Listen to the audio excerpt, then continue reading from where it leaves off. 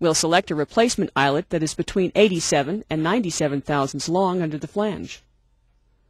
Now let's look at a manufacturer's eyelet chart to find our eyelet for this example.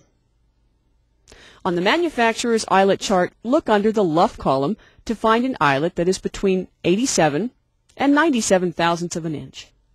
Under the OD column, we'll look for a number that falls within the range of 62 to 58 thousandths and select that particular eyelet. We'll need to make sure that the ID of the replacement eyelet is the same or very close to the same as the one you measured on the companion hole, in this case 40 thousandths. Finally, let's be sure to check that the replacement eyelet has a flange diameter that is small enough to avoid violating the spacing requirements of the surrounding circuitry. The diameter should be slightly smaller than a replacement land. In this example, the flange diameter should be about 90 thousandths. Occasionally, the hole that needs to be repaired may be designated as the number 1 hole for a polarized component. Typically, the land around the number 1 holes are square or rectangular. Our replacement flange will need to have a shape that matches the shape of the original land. To modify the round shape of the factory flange, place the eyelet on a hard metal surface and hold it in place, or place it in a jeweler's anvil. Then, using a knife blade or chisel, trim the edge of it to create the shape of the number 1 hole. Now we're almost ready to insert the eyelet we selected into the hole we have cleaned out. But before we do, we need to prepare the lands and any attached conductor material that the eyelet flanges will sit on. First, replace all lands and conductors that are missing or badly damaged. Then, tin the lands if they're not pre-tinned. If you do have to tin a land, be sure that the coating of solder is very thin. Be sure to remove any excess solder. We don't want the flange to sit above the board on a thick layer of solder. If excess solder lifts the flange up off the surface of the board, the length of the eyelet that extends out through the other side of the hole would be reduced. We would have a hard time creating the second flange because we wouldn't have enough eyelet material to work with. Now, after the tinning, let's clean away any solder flux residue before the eyelet is inserted. The next step is to insert the eyelet. Whether the factory flange is on the component or termination side of the board will depend upon the situation. The eyelet is typically inserted up from the bottom or termination side of the board. In other words, the factory flange is usually on the bottom of the board with the other end of the eyelet on the component side. But if the replacement eyelet needs to be the number 1 hole as mentioned earlier, you have to nip the edges of the flange to form a square shape. In this case, the factory flange would be on the component side rather than on the termination side of the board. If you have inserted the eyelet into the termination side of the hole, it may want to slip out. A piece of heat-resistant tape will hold the eyelet in the hole while you work with it. Next, we'll flatten or swage the portion of the eyelet that extends through the board. The eyelet can be either partially swaged, which is called a funnel set, or it can be fully swaged, which is called a flat set. Most technicians in the field swage the second flange by hand. Several manufacturers make the necessary hand tools, but they all have similar parts and work in the same manner.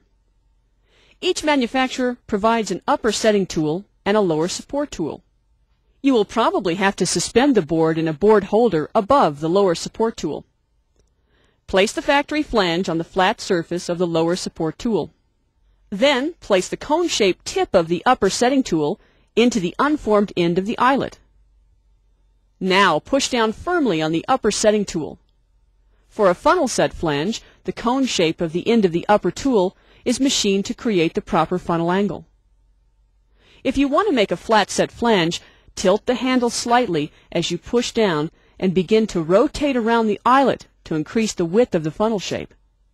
Start with small rotations and get larger as you continue to widen the funnel. Stop when the funnel shape is approximately on a 45-degree angle with the surface of the board.